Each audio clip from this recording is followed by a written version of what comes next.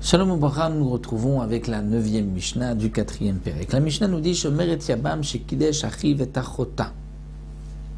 Alors nous avons un petit cas de Yiboum qui se complique. C'est que il y avait une Shomer et Yabam, une femme dont le mari est décédé, elle attendait de faire Yiboum.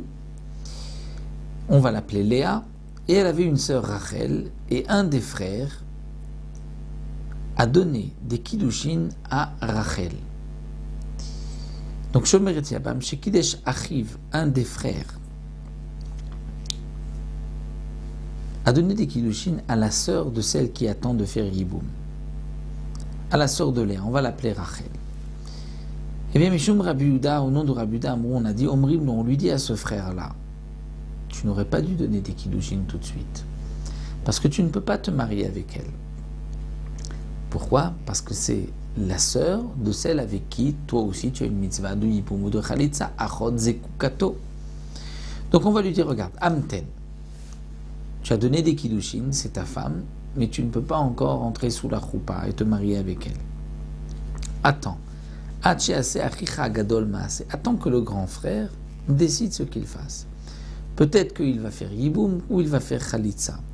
S'il fait Yiboum ou Chalitza, donc le grand frère a lui pris la zika, le lien avec la Yebama, ou bien il a fait Yiboum, ou bien il a fait Chalitza, et le petit frère maintenant, qui avait donné des kiddushin à la sœur de cette Yebama, pourra se marier avec cette Rachel, parce que le lien de Yiboum qu'il avait avec Léa a disparu, puisque Léa a fait Yiboum ou Chalitza avec le grand frère.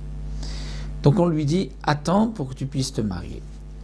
Chalatzla Achiv, son frère, le grand, a fait Chalitza à cette Léa, Okansa, où il s'est marié avec elle. Alors là, Yichnos et Ishto, on dira au petit frère, maintenant tu peux prendre Rachel, étant donné que l'autre, sa sœur Léa, n'est plus ta Zekuka, tu n'as plus de mitzvah de Yiboum, puisque le grand frère a déjà fait Yiboum, et donc toi, tu peux maintenant épouser la sœur. Mais attention, Meta Yebama, ça se complique. Meta Yebama, la Yebama est décédée.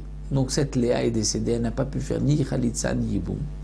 Eh bien là aussi, Yichnos et Ishto, on dira au petit frère, tu peux maintenant te marier avec Rachel, tu peux accomplir la mitzvah, étant donné, donc le mitzvah de Choupa, étant donné que maintenant, elle n'est plus la sœur de ta Yebama, de ta Zekuka, puisque la Yebama est décédée.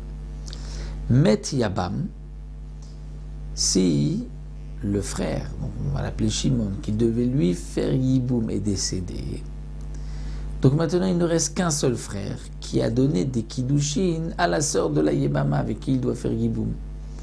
Et maintenant il est embêté, puisque d'un côté il ne peut plus accomplir la mitzvah de Yiboum, parce que c'est la sœur de celle à qui il a donné des kiddushin. Donc que va-t-il faire ? Eh bien, Yotzi et Ishto Beget Veshet Achiv Bechalitza. On va lui dire, tu vas d'abord divorcer ta femme, donc celle à qui tu as donné des kiddushin, Rachel, par un get, et ensuite la femme de ton frère, tu ne pourras plus faire Yiboum, parce que c'est la sœur de celle à qui tu as donné un get, et donc tu devras lui faire Chalitza pour la libérer de son obligation, de son din, de son Yiboum, et elle n'est pas dispensée de Chalitza, parce qu'on va dire que c'est la sœur de sa divorcée. Pourquoi, nous explique les Mefarshim, étant donné que elle était déjà Yebama, elle attendait de faire Yiboum avant que le petit frère donne des kiddushin à Rachel et qu'il entrave cette mitzvah de Yiboum. Donc c'est pour cela qu'elle garde quand même la Chalitza, elle est obligée de faire la Chalitza, parce que c'est vrai que c'est la sœur de sa divorcée, mais elle, son obligation de Chalitza était venue avant les kiddushin qui ont été donnés à sa sœur. Donc voici pour la 9e Mishnah. On se retrouvera à Bezrat Hashem avec la 10e Mishnah, où nous verrons combien de temps il faut attendre avant de faire la Chalitza ou le Yiboum, est-ce qu'on le fait immédiatement ou pas, ça nous le verrons Bezrat Hashem dans la 10e Mishnah.